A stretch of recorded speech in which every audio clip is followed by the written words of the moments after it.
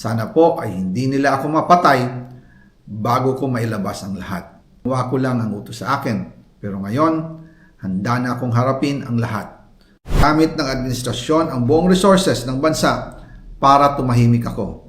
He will shoot me if I will talk. Gamitin ako bilang panakipbutas sa kanilang kampanya laban sa korupsyon.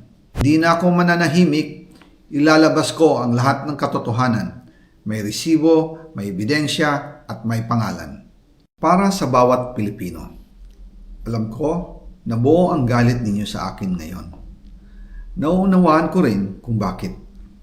Lalo na at malaki ang halagang nakataya. Pero bago kayo humusga, hayaan ninyong ipaliwanag ko ang buong katotohanan. Matagal akong hindi nagsalita dahil may direktang utos sa akin.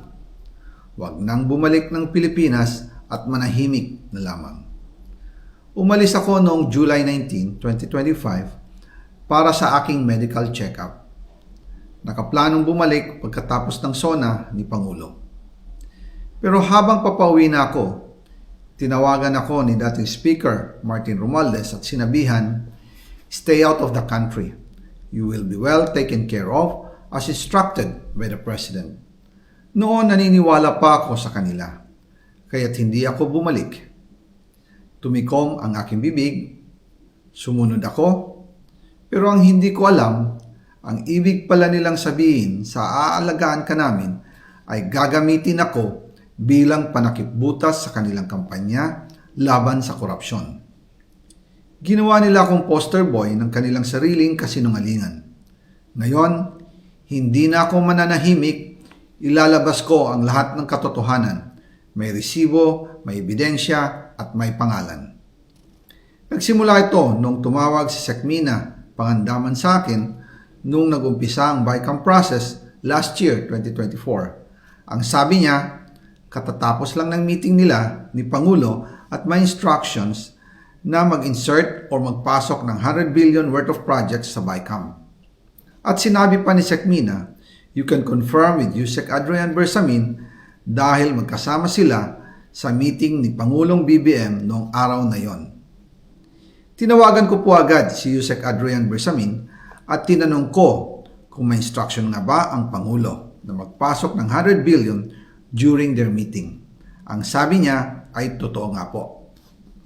Right after our conversation, tinawagan ko po si dating Speaker Martin Romualdez at nireport ko ang instructions ng Presidente to insert the 100 billion projects. At sinabi niya sa akin, what the President wants, he gets.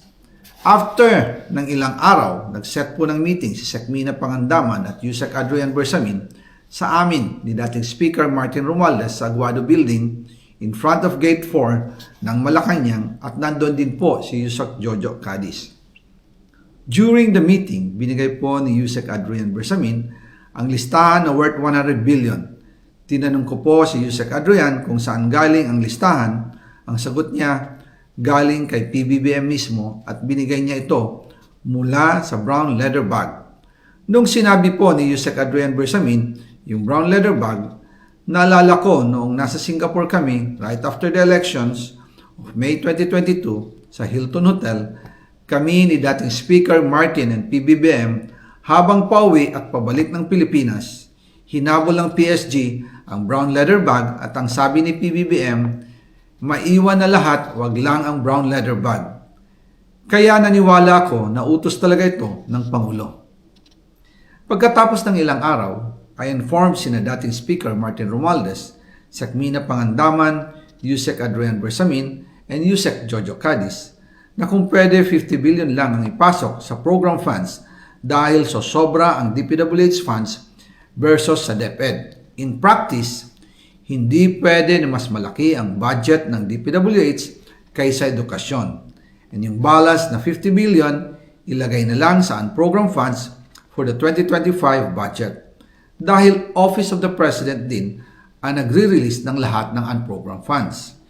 Pagkatapos ng isang araw, tinawagan ako ni Sekmina at sinabi ang mensahe ng Pangulo. Ipasok ninyo yan dahil pinangako na sa akin ni Speaker Martin yan at hindi na pwedeng baguhin. Kumbaga, ang utos ng hari hindi pwedeng mabali.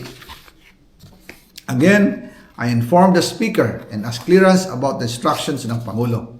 At ang sabi niya, wala tayong magagawa. Kaya po nagtataka ako kung bakit sinasabi ni Pangulo na hindi niya makilala ang budget, samantalang lahat na binawas at dinagdag sa mga ahensya ng gobyerno ay humihingi ng approval sa kanya si Sec. Mina Pangandaman.